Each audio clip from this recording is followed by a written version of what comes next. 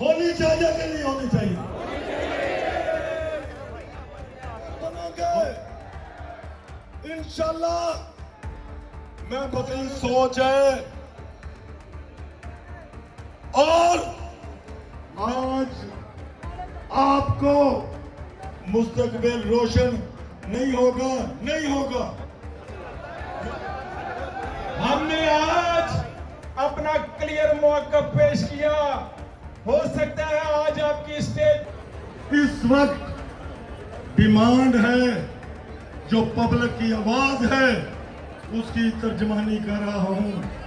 इस पर notification pensioner का 17.5% रनिंग बेसिस पर वो कर रहे थे।